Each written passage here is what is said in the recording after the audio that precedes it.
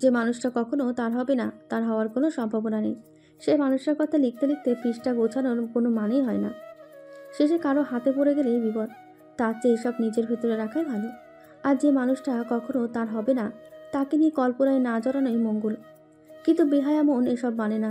বুক চিরে একটা রিক্ততা দীর্ঘশ্বাস বেরিয়ে এলো। জীবনটা বড্ড অসহায়। এমন সময় দরজা ধাক্কানোর আওয়াজে বাস্তবে ফিরে এলো তাসিন। দরজায় তাকিয়ে দেখলো নাদিয়া দাঁড়িয়ে আছে। তাসিন জিজ্ঞাসু দৃষ্টিতে তাকাতেই নাদিয়া বলল, আসবো ভাইয়া? তাসিন নির্বিকারভাবে বলল, হ্যাঁ আসো, কোনো দরকার ছিল কি? তাসিনের খাপছাড়া ভাব দেখে নাদিয়া বেশ অবাক হলো। ভাইয়া বলে তো রেগে যায়, এখন আবার কি হলো? নাদিয়াকে বেশ কিছুক্ষণ চুপ থাকতে দেখে তাসিন বলল, কি হলো চুপচাপ যে? কি দরকার এসেছিলে? কোনো দরকার ছাড়া বুঝি আসা যাবে না? না, তা যাবে, কিন্তু তোমাকে দেখে মনে হচ্ছে না দরকার ছাড়া এসেছো। কথা না ঘুরিয়ে বলো তো। জেরিনার আপু পাঠিয়েছে আপনাকে ডাকতে। কি কারণে? তারা সবাই লুডো খেলবে, চলেন। ও, আমি এখন ঘুমাবো, তোমরা গিয়ে খেলো। চলেন না, ইয়াশ ভাইয়াও আছে। তাহলে তো হয়েই গেল, তোমরা চারজন মিলে খেলো। আমি গেলে ব্যাপারটা বেজোড়া হয়ে যায়। পাঁচজন খেলবে কি করে? উফ, আপনি বেশি কথা বলেন, চলেন এখন প্লিজ। আপাতত ইচ্ছে নেই, তোমরা গিয়ে খেলা শুরু করো, আমি কিছুক্ষণ পর আসছি। সত্যি আসবেন তো? তাসিন মেখে এসে বলল, আমার আশা না আসায় কি হবে, তবুও চেষ্টা করব আসার। এভাবে কেন কথা বলছেন আপনি? কি হয়েছে? কিছু না, যাও তুমি, আমি আসছি। হঠাৎ করে নাদিয়া প্রসঙ্গ পাল্টে ফেলল। তাসিনের সামনে দাঁড়িয়ে স্থির চিত্তে বলে ফেলল, কাউকে ভালোবাসেন? দেখে তো মনে হচ্ছে বেশ অশান্তিতে আছেন। যদি ভালোবাসেন তাহলে বলে দেন। মানুষের জীবন আর কয়দিনের, আজ আছে তো কাল নেই। আফসোস রেখে মরে গিয়ে কি হবে? এমনটাও তো হতে পারে যে মানুষটাকে আপনি ভালোবাসেন, অপর পক্ষ থেকে সে মানুষটাও আপনাকে ভালোবাসে। তাই বলছি, যাকে ভালোবাসেন তাকে বলে দেন। আপনাকে ভালো না বাসলেও নিজের জন্য কোনো আফসোস থাকবে না আপনার। এইটুকু বলে নাদিয়া ঘটঘট করে বেরিয়ে গেল। নির্বাক তাসিন ফ্যালফ্যাল করে শূন্য দৃষ্টিতে চেয়ে রইল। নাদিয়ার কথা শুনে তাসিন বেশ কিছুক্ষণ শূন্য দৃষ্টিতে তাকিয়ে থেকে পাশের ঘরে পা বাড়ালো। বেশ কিছুক্ষণ দরজায় কড়া নাড়ল, কিন্তু কারো কোনো সারা শব্দ পাওয়া যাচ্ছিল না। তাই ভেজানোর দরজাটা একটু আলগা করে ভেতরে উকি দিল। না, কেউ নেই তো। তাসিন নিজের ঘরে ফিরে আসছিল। এমন সময় হঠাৎই মনে পড়লো ওরা ছাদে থাকবে হয়তো। তাই তাসিন ছাদে পা বাড়ালো। তাসিনের মনোভাব বিফলে যায়নি।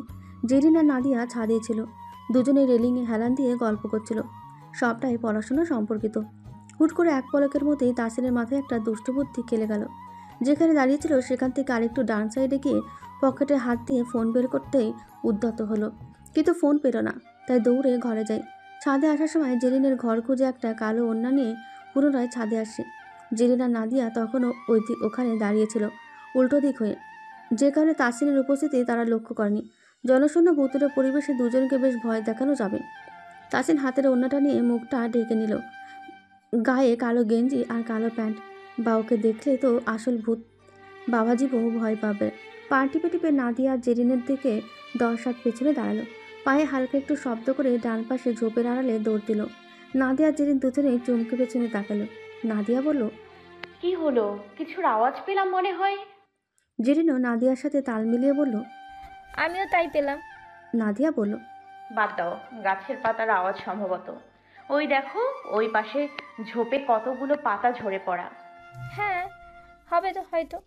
তবে সত্যি সত্যি যদি তেনারা চলে আসেন তখন কি করবে? আমার তখন বেশ ভয় লাগছে। নাদিয়া অবাক হয়ে প্রশ্ন করল। তেনারা বলতে কাদের কথা বলছো? জেরিন ভয়ের তো মুখভঙ্গি করে বলল, ওই তো রাতের বেলা যাদের নাম নিতে হয় না। নাদিয়া হাসতে হাসতে বলল, ও আচ্ছা, ভূতের কথা বলছো তুমি? জেরিন সাথে সাথে নাদিয়ার মুখ চেপে ধরল, বলল, নাম নিও না রাতের বেলা, তেনারা চলে এলেই সমস্যা। আর আশ্চর্যের কথা, তোমার কি একটু ভয় নেই মনে? এই নিশি রাতে দাঁড়িয়ে তাদের নাম উল্লেখ করছো তুমি। নাদিয়া জেরিনের কথা শুনে অবাক হওয়ার কোনো পর্যায়ে যাবে সেটাই ঠিক বুঝতে পারছে না। তাই বলল, তার চেয়েও বড় আশ্চর্যের কথা, তুমি এই যুগে দাঁড়িয়ে ভূতে ভয় পাও? নাদিয়া জেরিনে তর্কাতর্কি অবিরত চলতে থাকলো। এদিকে তাসিনের হয়েছে করুণ দশা।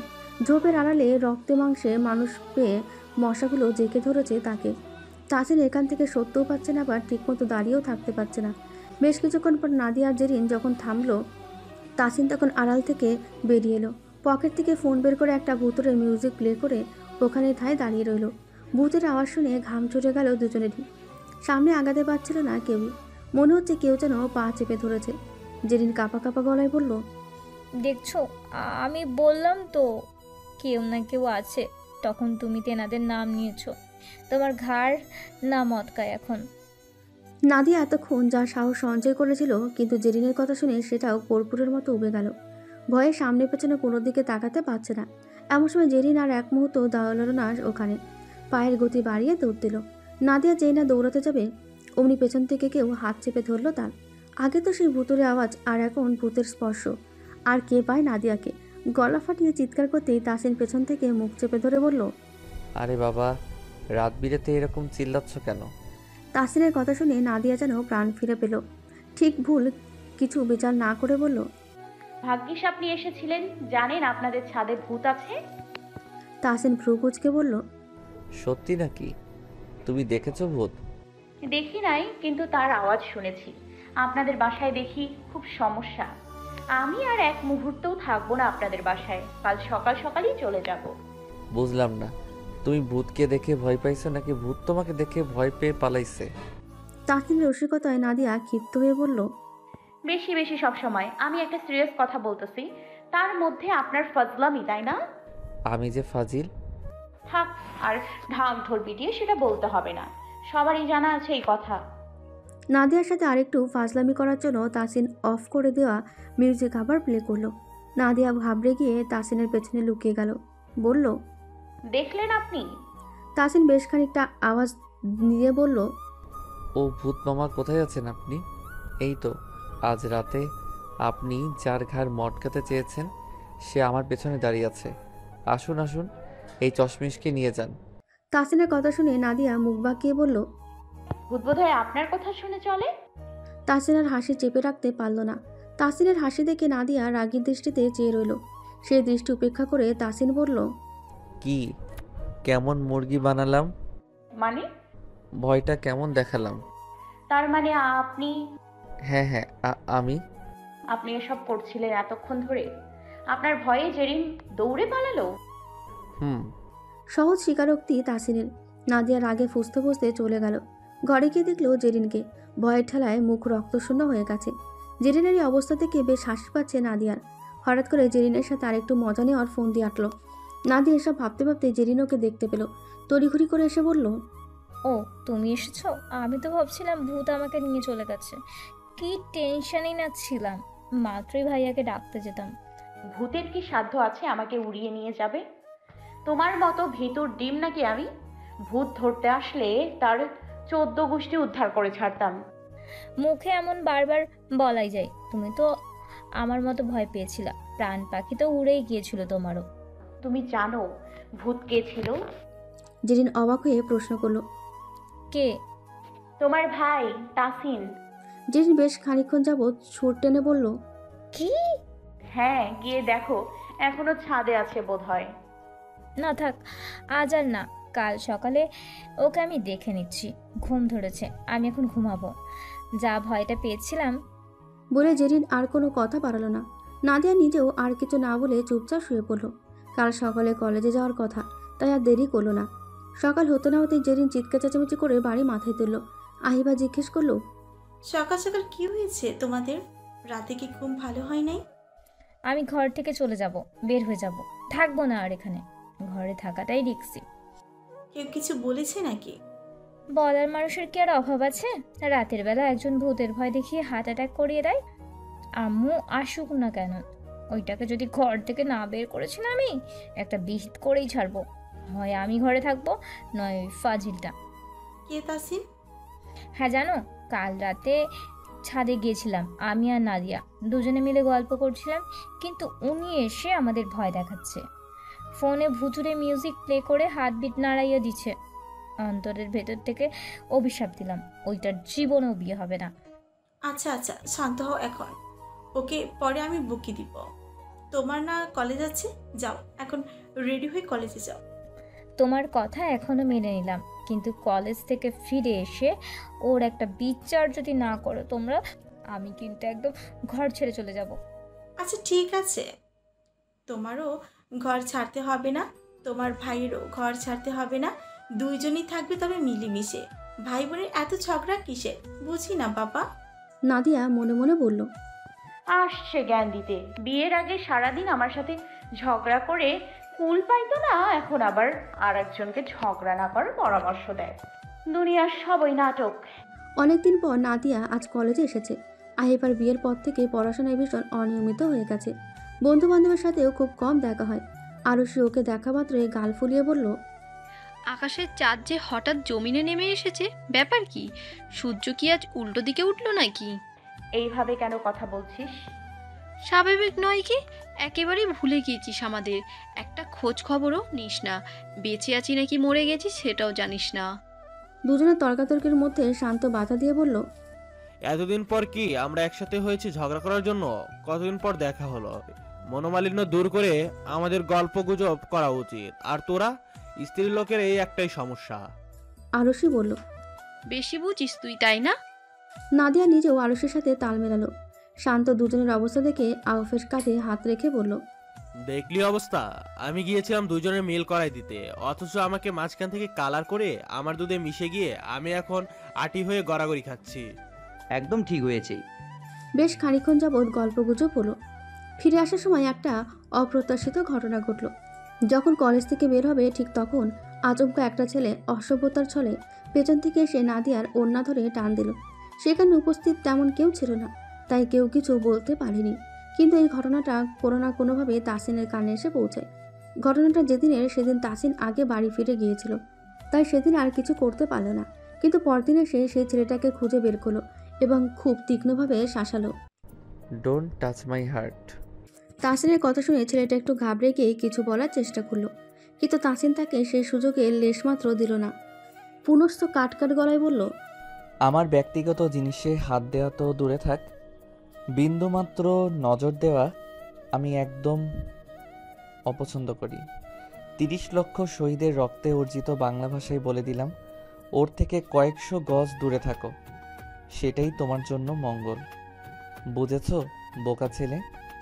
তাসিন সামনে থাকা ছেলেটি শার্টের গলা ঠিক করে মৃদু সেখান থেকে প্রস্থান করল। ছেলেটি অসহায় দৃষ্টিতে ড্যাব ড্যাব করে তাকিয়ে থাকলো। তাসিন ওখান থেকে সোজা স্বচ্ছের কাছে এসেছে। ক্লাস বাদ দিয়ে বন্ধুগণ সব ল্যাবে আড্ডা দিচ্ছে। একমাত্র স্বচ্ছই মুখ কালো করে টেবিলের এক কোণায় চুপটি করে বসে আছে। স্বচ্ছ তো প্রতিনিয়ত হাসি মজা আড্ডায় মেতে থাকা ছেলে, আজ এরকম মনমরা হয়ে বসে আছে কেন? ব্যাপারটা একটু ভাবনাগ্রস্ত হলো তাসিন। বাকিদের সাথে টুকটাক কথা বলে স্বচ্ছর পাশে গিয়ে বসলো। কাঁধে হাত দিয়ে বলল, কি ব্যাপার দোস্ত, এরকম দেবদাস হয়ে বসে আছিস কেন? কেউ কি ছেঁকা দিয়েছে?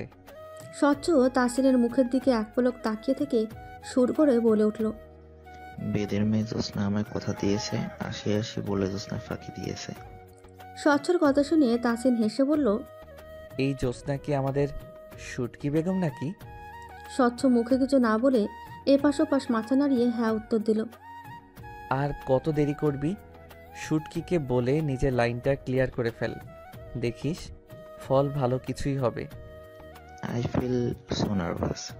তাহলেই হইছে, শুটকিকেও আর তোর পাওয়া হবে না, ভালোবাসার কথা আর বলাও হবে না।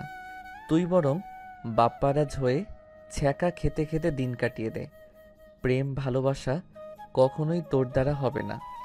আর এখনই যেই গানটা গাইলি সেই রকমভাবে প্রতিবারই তোর জ্যোৎস্না তোকে ফাঁকি দিতে দিতেই চলে যাবে। তুই আমার বন্ধু হয়ে এমন করতে পারলি? ওর একটু হেল্প করবি, একটু আইডিয়া দিবি, তা না করে আমার মনোবল ভেঙে দেওয়ার চেষ্টা করছিস। বন্ধু না, শত্রু তুই। আমি মোটেও তোর মনোবল ভেঙে দিচ্ছি না। আমি তো তোকে বলছি তুই আরুষিকে বলে দে, তারপর যাই হোক না কেন, মানে ওর উত্তর হ্যাঁ বা না যাই হোক পরে দেখা যাবে। আচ্ছা না দিয়া করে সব কিছুতে ওর হেল্প দরকার, ওরে ছাড়া কিছু করা যাবে না। তাসিন বাঁকা চোখে তাকিয়ে বলল, ওকে কি জন্য দরকার? শুটকিকে বাদ দিয়ে কি ওকে ভালো লাগছে? পাবনা থেকে পালায় আসছিস নাকি? ছোট বোন আমার। ও তাহলে ঠিক আছে। কোথায় আছে বলতে পারিস? ওই দেখ গিয়ে, চশমা পরে মাঝখানে ঘুরে বেড়াচ্ছে। তোর শুটকি বেগম ওর সাথেই আছে। যা, দৌড় দে এখন। স্বচ্ছর সাথে তাসিনও গেল ওদের খুঁজতে। প্রথমে ওদের ক্লাসে গেল, কিন্তু সেখানে আরুষি বা নাদিয়া কারোরই দেখা মিলল না। তুলিকে দেখতে পেয়ে তাসিন জিজ্ঞেস করলো, তুমি কি নাদিয়া অথবা আরুষিকে দেখেছো? ওরা দুইজনই ক্লাস বাদ দিয়ে মাঠে ঘুরে বেড়াচ্ছে। এই তো কিছুক্ষণ আগেই মাঠে দেখলাম দুজনকে, শহীদ মিনারের ওখানে বসে গল্প করছে। আচ্ছা ঠিক আছে। বলেই তাসিন স্বচ্ছকে নিয়ে ওখান থেকে বেরিয়ে নিচে নামলো। সিঁড়ি দিয়ে নিচে নামতে নামতে তাসিন মনে মনে বলল, পড়া বাদ দিয়ে সারাদিন শুধু টই টই করে ঘুরে বেড়ানো। দাঁড়াও, তোমার মজা দেখাচ্ছি আমি। আহি আপুকে যদি না বলেছি এসব, তাহলে আমি নিজের নামটাই পাল্টে দেব। কিন্তু মাঠে এসেও তাদেরকে পাওয়া গেল না। স্বচ্ছ আশেপাশে তাকিয়ে বলল, চলে গেছে মনে হয় বাসায়। থাক, বাদ দে। হুম, কলেজ ক্লাস তো এখনো ছুটি হয় নাই, তাহলে বাসায় যাবে কিভাবে? দুই বান্দর নিশ্চয়ই অন্য কোথাও ঘুরতেছে, কলেজ প্রাঙ্গণেই। মাইয়া মানুষের এসব পেঁচা আমি বুঝি না।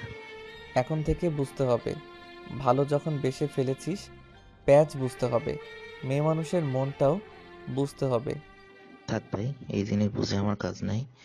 এর থেকে মনে হয় তৈলাক্ত বাসে বান্দরের ওঠানামা সায়েন্সটা বোঝা সহজ। তাসিন হাসতে হাসতে বলল, এসব বলে লাভ নেই, সবাই এক হয় না, সেই রকম সবার মনও এক হয় না। সব মেয়ে মানুষের মধ্যেই প্যাচ থাকে না। লেকচার পড়ে দিস, লাইব্রেরি চল। আমি গ্যারান্টি দিয়ে বলতে পারি দুটো ওখানে বসে আছে। আমারও তাই মনে হয়। স্বচ্ছ আর তাসিনের ধারণা বিফলে গেল না। নাদিয়া আর আরুষি দুজনে দুটো বইয়ের মধ্যে মাথা গুঁজে বসে আছে। দুজনকে দেখে স্বচ্ছ বলে উঠল, বয়ফ্রেন্ড পাত্তা না দিলে মানুষ এরকম বইপ্রেমী হয়ে যায়। স্বচ্ছর কথা শুনে আরুষি মুখ তুলে তাকালো, চোখ মুখ খিচড়ে বলল, এই তো চলে আসছে লজিকহীন কথা বলার জন্য। কে যে তাকে এখানে আসতে বলেছে আর কে যে ফাও প্যাচাল পাততে বলেছে আল্লাহ ভালো জানে। স্বচ্ছ কয়েক কদম এগিয়ে এসে বলল, এই যে বেদের মেয়ে, তোমার যে কতক্ষণ আগে আমি দেখা করতে বলেছি সেটা খেয়াল আছে কি? তখন তো সুন্দর করে বললে দেখা করবে, বেমালুম ভুলে বসে আছো তাই না? আরুষি বই বন্ধ করে উঠে দাঁড়ালো। স্বচ্ছ দিকে একবার চেয়ে চোখ নিচে নামিয়ে বলল, আমার 14 গোষ্ঠী খুঁজে দেখে আসেন তো কোনো বেদ আছে কি না, না থাকলে আমি বেদের মেয়ে কিভাবে হই? বেদের মেয়ে হওয়ার জন্য 14 গোষ্ঠীতে বেদে থাকা লাগে না। অঞ্জুর মতো 2 লাইন গান গাইলে হয়ে যায়। আমি যখন রাত দিয়ে বসি, বন্ধু বাজাও বাসি, রান্নাবান্না রেখে আমি কেমনে করে আসি, দাদারে দাদিরে আমি কি দিয়ে বোঝাই, কাঙ্ক্ষের কলসি লইয়া আমি প্রেম যমুনায় যাই। স্বচ্ছর মুখে গান শুনে আরুষি আর নাদিয়া দুজনেই হাসতে হাসতে গড়াগড়ি খেল। তাসিন স্বচ্ছর পিঠে কয়েকটা চাপড় দিয়ে বলল, তোর দেখছি ভালোই উন্নতি হচ্ছে দিন দিন, চালিয়ে যা, আর আমি দেখে যাই শুধু। নাদিয়া বলল, গানটা পুরোটা শোনান প্লিজ। ব্যাকগ্রাউন্ডে একটা বিন বাজানো মিউজিক দরকার ছিল, তাহলে গিয়ে পারফেক্ট হতো। ব্যাকগ্রাউন্ড মিউজিক ছাড়াই স্বচ্ছ সুর তুলল, বেদের মেয়ে জ্যোৎস্না আমায় কথা দিয়েছে, আসি আসি বলে জ্যোৎস্নার ফাঁকি দিয়েছে। তুমি জ্যোৎস্না হেথা দিয়েছিলে কথা, তোমার না দেখলে আমার প্রাণে লাগে ব্যথা। উত্তরে আরুষি বলল, আপনার প্রাণের ব্যথা নিয়ে আপনি থাকতে পারেন না, অযথা আমার সাথে ঝগড়াঝাটি করতে আসেন কেন? কারণ আছে প্রিয়, কারণ আছে। ছাতার মাথা। দুজনের কথার মাঝখানে নাদিয়া হুট করে বলে বসলো, আপনারা কি জানেন গত পরশু আমাদের শুটকির জন্মদিন? তাসিন হেসে বলল, ওয়াও, জন্মদিনের দিন কি বিয়ের প্ল্যানিংটাও সেরে ফেলার ধান্দায় আছে নাকি তোমার শুটকি? সব সময় আপনার বেশি বোঝার স্বভাবটা কাজে লাগবে না কিন্তু। নাদিয়া মৃদু ধমকে বলল তাসিনকে। জন্মদিনে আগাম দাওয়াত দিয়ে দিলাম আপনাদের সবাইকে। আরুষি বলল। তাসিন স্বচ্ছকে সাইডে নিয়ে বলল, সুযোগ একদম হাতছাড়া করিস না। আরুষির জন্মদিন, অর্থাৎ তার জন্য দিনটা খুব স্পেশাল। ওই দিন এরকম খিটখিটে মেজাজ থাকবে না ওর, উৎফুল্ল ভাব থাকবে। দয়া করে সেই দিনটা তোর ভুজুং ভাজং দিয়ে নষ্ট করিস না, কাজে লাগাস। কিন্তু আমি আমার নার্ভাসনেস কিছুতেই কমাতে পারছি না, ব্যাপারটা বুঝতে পারতেছি না এবার এরকম নার্ভাস ফিল হচ্ছে কেন। প্রেম তো এর আগেও একটা করছিলাম, তখন তেমন হয়নি। তাসিন স্নিগ্ধ হেসে বলল। It's very special dear. রাতে বসে বসে জেরিনা নাদিয়া আলুষের বার্থডে গিফট নিয়ে আলোচনা করছিল। কোনো জিনিসই তাদের ঠিকঠাক মতো পছন্দ হচ্ছিল না। হঠাৎ করে এক পলকের মধ্যে নাদিয়ার মাথায় এক দুর্দান্ত আইডিয়া চলে আসলো। বেশ কিছুক্ষণ একা একাই হাসলো। তারপর জেরিনকে বলল, আমার মাথায় আরুষির গিফট নিয়ে একটা আইডিয়া এসেছে, বলবো? শুনতেই তো চাচ্ছি আমি, তুমি না বলে পাগলের মতো হাসছো কি জন্য? আরে ভাই, হাসি আটকাতে পারতাছি না। মানে সে গিফট পাওয়ার পর আরুষির মুখের কি অবস্থা হবে সেটা কল্পনা করতেই হাসতে হাসতে পেটে খিল ধরে যাচ্ছে। হয়েছে, থামো, ব্যাপারটা আমার সাথে শেয়ার করো, দেখি আমিও তোমার মতো হাসতে পারি কিনা। নাদিয়া অল্প কথায় জেরিনকে সমস্তটা বলল। শুনে জেরিনও খিলখিল করে হাসতে লাগলো। বলল, মার্ভেলাস আইডিয়া, কিন্তু এটা বাস্তবায়ন করার জন্য আমার ভাইয়াকে দরকার। আমরা তো পারবো না, ভাইয়ার সব কাজ গুছিয়ে দেবে। তোমার তাসিন ভাইয়ের কথা বলছো? হ্যাঁ, তাছাড়া আবার কে? বড় ভাইজান তো জীবনে আর এসবের মধ্যে থাকবে না, শুনলে উল্টো আমাদেরকে পিটান দেবে। যদি তোমার ভাইয়া স্বচ্ছ ভাইয়াকে বলে দেয় তখন কি হবে? পুরো সারপ্রাইজ প্ল্যান মাটি হয়ে যাবে। আরে ইয়ার, কিছু হবে না। তুমি কি আমার ভাইয়াকে এতটাই খারাপ ভাবো নাকি? ওকে আমি বললে কখনোই আমার কথা পাঁচ কান করবে না। আচ্ছা, বলে দেখো। জেরিন যখন তাসিনকে এসে তাদের প্ল্যানের কথা জানালো, তখন তাসিন বলল, চশমিশের মাথা থেকেও তাহলে এরকম আইডিয়া বের হয়? বাহ, জিও চশমিশ। তাসিন নিজেই দায়িত্ব নিয়ে সব বন্দোবস্ত করে ফেলল। আজকে রাতটুকু বেরোলেই আগামীকালের কাঙ্ক্ষিত সেই দিন। স্বচ্ছ এই দিনেই আরুষিকে প্রেম নিবেদন করবেন সেই আশা করে রেখেছে, কিন্তু সে কতটুকু সফল হবে এই ব্যাপারে নিজেও কোনো আশা রাখতে পারছে না। আদৌ সে আরুষিকে কাঙ্ক্ষিত কথাটা বলতে পারবে কিনা এটা সম্পর্কে সে অজ্ঞাত। তবুও তাসিনের কিছু কথায় নিজের মনের মধ্যে সাহস সঞ্চয় করে রেখেছে। আরুষির জন্মদিনের আয়োজন তাদের বাসার চিলেকোঠার ঘরে করার সিদ্ধান্ত নিয়েছে সে।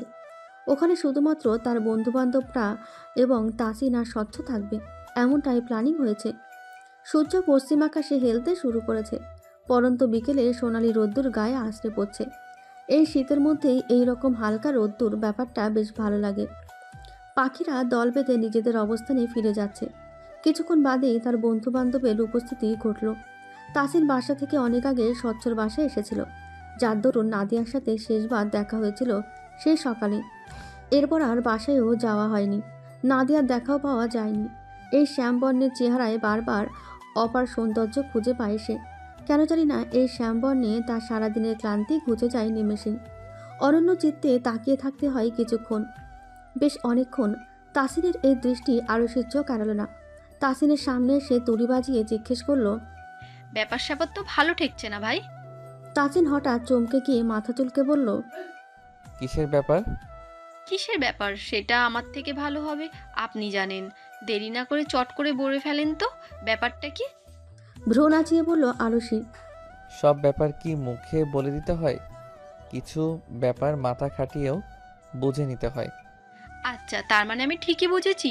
চালিয়ে যান আপনিও, আমরা নীরব দর্শক হয়ে দেখি। সবার আড্ডায় জমজমাট হয়ে উঠল পরিবেশ। এক একজনের চোখে মুখে উৎফুল্লতা উকি দিচ্ছে। ব্যস্ত ভঙ্গিতে এক এক দিকে ছোটাছুটি করছে সকলেই। নাদিয়ার উৎফুল্লতাই যেন সবচেয়ে বেশি। মেয়েটা শুধুমাত্র হাতে পায়ে বড় হয়েছে, বাচ্চার স্বভাব আর গেল না। আবার মাঝে মাঝে এমন ভাব করে যেন কত বড় হয়ে গেছে। এসব ভাবতেই আনমনে হাসছিল তাসিন। ভালোবাসা জিনিসটা কত সুন্দর। সময়ে অসময়ে কোনো কারণ ছাড়া প্রিয় মানুষের হাত ধরে কল্পনার রাজ্য থেকে কি সুন্দর ঘুরে আসা যায়। এইবার তাসিনের দৃষ্টি চোখে পড়ল নাদিয়ার। এই দৃষ্টি ধুম করে হৃদয়ে ধাক্কা দিল। তবে তাসিনের এই দৃষ্টি তার হৃদয়ে এক পশলা আনন্দেরও সৃষ্টি করে দিল। কেক কাটার আগ মুহূর্তে নাদিয়া এসে আরুষিকে তার গিফট বক্সটা দিল। বলল, নে, এটা তোর জন্য আমাদের পক্ষ থেকে সামান্য এবং বিশেষ একটা উপহার। সবার সামনে খুলে দেখ উপহার পছন্দ কিনা। তোরা কিছু দিবি আর আমার পছন্দ হবে না, এটা আগে কখনো হয়েছে? বা না ভবিষ্যতে কখনো হবে? সচ্ছর আরুষিবাদে উপস্থিত সবাই মিটিমিটি হাসতে লাগলো। র্যাপিং পেপার হতে খুব সাবধানে আরুষি গিফট বক্স বের করলো। ভেতরের প্যাকেটটা খুলতেই কোটর থেকে চোখ বেরিয়ে আসা জোগাড়। ফোঁসফোঁস করে নিঃশ্বাস নিয়ে অগ্নিদৃষ্টিতে নাদিয়ার দিকে তাকালো। নাদিয়ার নির্বিকার ভাবভঙ্গি দেখে ক্রুদ্ধ স্বরে বলে উঠল। এসব কি? আরুষির কথা শুনিয়ে নাদিয়া সরে পড়ল। জেরিন দু হাতে মুখ ঢেকে মুখ টিপে হাসছে। আরুষি ফের মুখ খিচড়ে বলল, শেষ পর্যন্ত তোমরা আমায় শুটকি উপহার দিলি? এই দিনও কখনো জীবনে আসবে দুঃস্বপ্নেও ভাবিনি। তাসিন বলল, বিশ্বাস করো, এখানে আমার কোনো ফায়দা নাই। সব তোমার বান্ধবীদের চাল। ওরাই আমাকে বলেছে শুটকি কিনে এনে র্যাপিং পেপারে মুড়িয়ে দিতে। আমি ওদের কথা মতো তাই করেছি। আরুষি আর কিছু বলার ভাষা পেল না। জন্মদিনের উপহার হিসেবে যে কাউকে শুটকি মাছ দেওয়া যায় এটা তার ধারণার বাইরে ছিল। কিছুক্ষণের মধ্যেই ভালো মন্দ বোধশূন্যের ঘরে গিয়ে পৌঁছালো। নাদিয়ার দিকে তাকিয়ে বলল, মনে রাখলাম আমি আজকের দিনটা। কাল যদি এই শুটকি তোকে রান্না করে না খাওয়াইছি, সত্যি সত্যি আমি আকিকা করে নিজের নাম শুটকি রেখে দেব। নাদিয়া মুখ কাচুমাচু করে বলল, তুই যদি রান্না করিস তাহলে কিন্তু খাবো না। এমনিতেই আমি এই জিনিস খাই না। তুই রান্না করলে কি সেটা আদৌ খাওয়ার যোগ্য হবে? শান্ত বলল। পারফেক্ট মানুষের জন্য পারফেক্ট গিফট। ওর কথার সাথে তাল মেলালো সবাই। চুপ! এর থেকে তোর মাথাটা ঘাড় থেকে আলাদা করে দিলে আমি খুশি হতাম। আচ্ছা সমস্যা নেই, নেক্সট বার আমার মাথাটা কেটে তোকে দিব, তাও তুই খুশি থাক। আরুষি আর কোনো কথা বাড়ালো না। তাসিন এগিয়ে গিয়ে স্বচ্ছের সাথে ফিসফিস শুরু করলো। বললাম তো, আজকের দিনটা শুভ দিন। আজকে প্রপোজালটা করে ফেল। আমরা আছি তোর পাশে। ভাই আমার ভয় লাগে, সর, আমি পারবই না। কি ধরনের ছেলে মানুষ তুই? বুকে সাহস রাখতে শেখ আমার মতো। ভয়কে জয় করতে হবে, অর্থাৎ শুটকিকে জয় করতে হবে। Cool down bro. তুই আমার সামনে থেকে সর তাসিন, মেজাজটা গরম করে দিস না। তাসিন গা ছাড়া ভাব নিয়ে বলল, তোর ভালো কথা বললেও জীবনেও আমি শুনি না। থাক ভাই, তুই নিজের মতোই থাক। আমারে আর কোনোদিন কিছু বলতেছিস না। আমি আর তোর কাহিনীর মধ্যে নাই। ভালো থাক, একাই একাই সুখে থাক। হাতি কাদায় পড়লে চামচিকাও লাথি মারে। স্বচ্ছর কথা শুনে তাসিন আর কিছু বলল না, শুধু মনে মনে বিড়বিড় করে বলল, যার যা মন চাই তাই করুক, আমার কি তাতে? কারো ভালো চাওয়াটাই অপরাধ, আর ভালোবাসা তো আরও অপরাধ। সেদিন স্বচ্ছ আর বিন্দু পরিমাণ রাগ করল না। সবশেষে রাতে তারা নিজেদের বাড়ি ফিরে এলো। স্বচ্ছ ওখানে আরুষিকে লুকিয়ে ইনস্ট্যান্ট একটা চিঠি লিখে এসেছে। চোখে পড়লে দেখবে, না হয় ওইখানেই থেকে যাবে। কিন্তু ভুলক্রমেও স্বচ্ছ মুখে কিছু বলতে পারবে না। প্রথম প্রথম আরুষির সাথে যেরকম ফাজলামি করেছে, এখন তাকে সেই রকমই ভয় পায়। যদিও ভয় পাওয়ার কোনো কারণ নেই, তবুও। চিঠিটা পড়ার টেবিলে একটা বইয়ের মধ্যে রেখে চলে এসেছে। আজ না হোক কাল নিশ্চয়ই আরুষির চোখে পড়বে। চিঠিটা পড়ার পরে আরুষির কী রিয়াকশন হবে, সে স্বচ্ছকে নিয়ে কি ভাববে, দেখা হলে পরের দিন কী বলবে, এসব ভাবতে ভাবতে স্বচ্ছ আর সামনের দিকে এগোতে পারছে না। তাসিন, জেরিনা, নাদিয়া অনেকটাই সামনে এগিয়ে গেছে। তাসিন রাগ করে স্বচ্ছর সাথে কথা বলাই বন্ধ করে দিয়েছে। স্বচ্ছ পাশে না দেখে পেছন ফিরে তাকালো, দেখলো সে তাদের থেকে অনেকটাই দূরে। তাসিন একটু চেঁচিয়ে ডাক দিল, মেয়ে মানুষের মতো কি পায়ে মেহেদি দিয়ে হাঁটতেছিস নাকি কচ্ছপ আর খরগোশের মতো দৌড় প্রতিযোগিতা লাগানোর ধান্দায় আছিস? স্বচ্ছ এক দৌড়ে চলে এলো। তাসিন ফের বলল, কি হয়েছে কি? না থাক, কিছু হয় নাই আমার। হ্যাঁ, তোর আবার কি হবে? তুই তো সাত সাগরের মাঝি। এ কিছুক্ষণের মাঝেই তারা বাড়ি ফিরে এলো। বাড়ি ফিরে এসে জেরিন গেল ইয়াসের কাছে, কোমরে দু হাত গুজে বলল, ভাইয়া, এমন অগ্নিদৃষ্টিতে কাকে ভম্ম করতে এসেছেন মহারানী? ইয়াস রসিকতা করে বলল। জেরিন মুখ বাঁকিয়ে বলল, আপাতত কাউকে ভস্ম করে দেওয়ার শখ আমার নাই, কিন্তু তোমাকে একটা বিচার করতে হবে। সেটা হচ্ছে তোমার ছোট ভাইয়ের। আচ্ছা ঠিক আছে, করব, কিন্তু বিচার টপিক কি? তাসিন ভাইয়া সেদিন ছাদে ভূত সেজে আমাকে আর নাদিয়াকে ভয় দেখিয়েছিল। একটুর জন্য আমাদের হার্ট ব্রেক হয় নাই। আমরা মরে গেলে কি হতো, ও তার দায় নেবে। ইয়াস মনে মনে বলল, নাদিয়াকে ভয় দেখিয়েছেন ভালো কথা, কিন্তু ভয় দেখিয়ে কি জন্য যে সারা সর্বনাশ করতে যাই। তাসিনরেও বলি, এই কটকটি থেকে 10 হাত দূরে থাকবি। এ কি সোজা সাপটা মানুষ? পান থেকে চুন খসলে স্ফীত হয়ে ভাসিয়ে নেই মানুষের সাজানো বাগান। কিন্তু মুখে জেরিনকে বলল, বহুত বড় অন্যায় করেছিস তাসিন, চল আমার সাথে, বিচার হবে আজকে। মা বাসায় নাই দেখে কি পুরো বাসা কিনে নিয়েছে? খবর আছে আজকে, চল দেখি। জেরিন ইয়াসকে নিয়ে ড্রয়িং রুমে এসে বসলো। ইয়াস পাশের ঘরের দিকে তাকিয়ে ডাক দিল, তাসিন। তাসিন সম্ভবত কোনো কাজে ব্যস্ত ছিল, তাই সাথে সাথে উত্তর করলো না। বেশ কিছুক্ষণ পর বলল, আসছি, 5 মিনিট অপেক্ষা কর। জেরিন বলল, দেখলে কীরকম তোমার ছোট ভাই? ওকে ডাক দেওয়ার পর কতক্ষণ পর উত্তর দিয়ে তারপর বলছে 5 মিনিট অপেক্ষা কর। হ্যাঁ, বিচার হবে তো আজকে। তাসিনের আর কি কি দোষ আছে সব খুঁচিয়ে খুঁচিয়ে বের কর তুই। সব কিছুরই বিচার একদিনে হবে।